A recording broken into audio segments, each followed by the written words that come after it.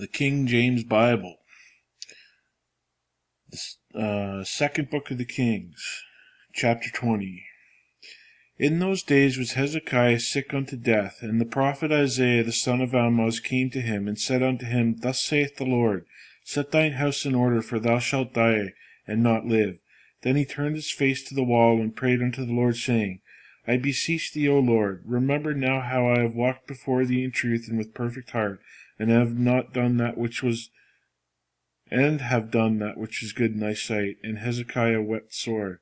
And it came to pass, afore Isaiah was gone out unto the middle court, that the word of the Lord came to him, saying, Turn again and tell Hezekiah, the captain of my people, Thus saith the Lord, the God of David thy father, I have heard thy prayer, I have seen thy tears.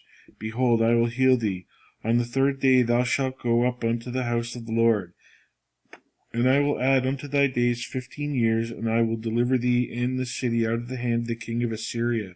And I will defend the city for mine own sake, and for my servant David's sake.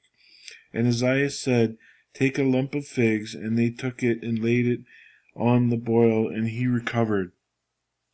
And Hezekiah said unto Isaiah, What shall be the sign that the Lord will heal me, and that I should go up into the house of the Lord the third day?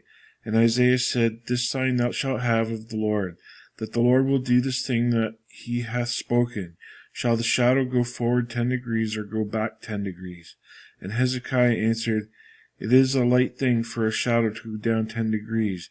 Nay, but let the shadow return backwards 10 degrees. And Isaiah the prophet cried unto the Lord, and he brought the shadow 10 degrees backward, by which it had gone down in the dial of Ahaz. At that time Balzadan, the son of Balzadan, king of Babylon, sent letters and a present unto Hezekiah, for he had heard that Hezekiah had been sick. And Hezekiah hearkened unto them, and shewed them all the house of his precious things, the silver, the gold, and the spices, and the precious ointments, and all the house of his armor, and all that was found in his treasure. There was nothing in his house, nor in all his dominion, that Hezekiah shewed him not. Then came Isaiah the prophet unto King Hezekiah, and said unto him, What said these men, and from whence came they unto thee? And Hezekiah said, They are come from a faraway country, even from Babylon. And he said, What have they seen in thine house? And Hezekiah answered, All the things that are in mine house they have seen. There is nothing among my treasures that I have not shewed them.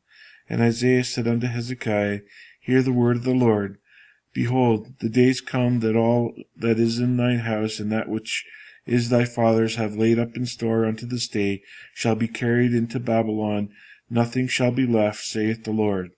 And of thy sons that shall issue from thee, which thou shalt beget, shall they take away, and they shall be eunuchs in the palace of the king of Babylon. Then said Hezekiah unto Isaiah, Good is the word of the Lord which thou hast spoken. And he said, Is it not good, if peace and truth be in my days? And the rest of the acts of Hezekiah, and all his might, and how he made a pool and a conduit, and brought water into the city, are they not written in the book of the Chronicles of the kings of Judah? And Hezekiah slept with his fathers, and Manasseh his son reigned in his stead. Chapter 21. Manasseh was 12 years old when he began to reign, and reigned 55 years in Jerusalem. And his mother's name was Hephzibah. And he did that which was evil in the sight of the Lord, after the abominations of the heathen, whom the Lord cast out before the children of Israel. For he built up again the high places which Hezekiah his father had destroyed, and reared up altars for Baal, and made a grove, as did Ahab king of Israel, and worshipped all the host of heaven, and served them. And he built altars in the house of the Lord, of which the Lord said, In Jerusalem will I put my name. And he built altars for all the host of heaven in the 2 courts of the house of the Lord. And he made his son pass through the fire, and observed times, and used enchantments, and dealt with familiar spirits and wizards. He wrought much wickedness in the sight of the Lord, to provoke him to anger. And he set a graven image of the grove that he had made in the house, of which the Lord said to David and to Solomon his son, In this house and in Jerusalem, which I have chosen out of all the tribes of Israel, will I put my name forever. Neither will I make the feet of Israel move any more out of the land which I gave their fathers. only if they will observe to do according to all that I have commanded them, and according to all the law that my servant Moses commanded them. But they hearkened not, and Manasseh seduced them to do more evil than did the nations whom the Lord destroyed before the children of Israel.